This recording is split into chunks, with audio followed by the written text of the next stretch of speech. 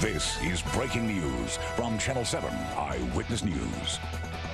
New York City will be under a curfew that begins in 3 seconds. Some of the most prominent streets, anything but quiet tonight, with more peaceful protests, but also more looting throughout Manhattan. The curfew going into effect 6 seconds ago and lasting till 5 in the morning. But now, lessons apparently learned. The mayor says the curfew tomorrow night will begin at 8.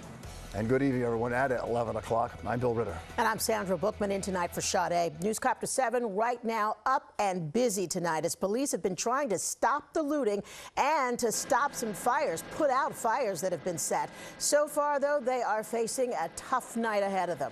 We begin our coverage tonight with Eyewitness News reporter Josh Einiger. He's live in Road Cam 7. Josh, where are you and what's it like? Well, Bill, it's hard to describe what we've been seeing tonight. I'm just going to show you right now a camera on the roof of Road Cam 7. This is Madison Avenue. You're looking at Madison and 62nd Street. And there are huge groups of people who are on the street right now, Madison Avenue and 62nd Street. Basically, they've been shopping, window shopping, and then they've been going up to the windows and breaking through them. I'm going to show you right now, zoom in to one particularly egregious example that we watched a second ago. Sorry, the truck is moving here. This is an Hermes store, Hermes men's store at 62nd and Madison. And what's been happening all night, we could show you video actually of that store being broken into right now. All night we've watched these groups of people going from store to store. Many of them were already boarded up. They pulled the boards off and then broke through the glass. Some were not. They were going through. We saw people looting out of multiple stores, probably at least 6 or 7 stores on this very exclusive row of retail. There are dozens, if not hundreds, of police officers here. What we've been seeing is basically a cat and mouse game all night. The police officers have been here with a huge show of force, but they can't stop people because they don't know that they've necessarily been looting, and so they're waiting for somebody to do something.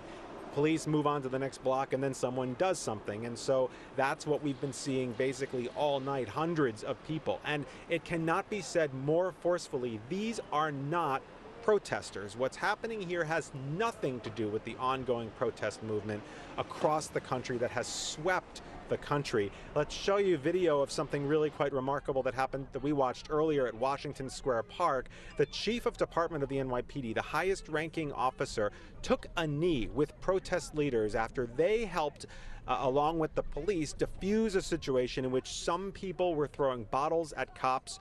The protest leaders and the police joined forces and got those people to stop. The cops backed down and de-escalated. It was a very emotional scene when perhaps you could say the highest ranking police officer in the country took a knee with those protesters, hugged emotionally with them. Here's what he had to say to me just after that.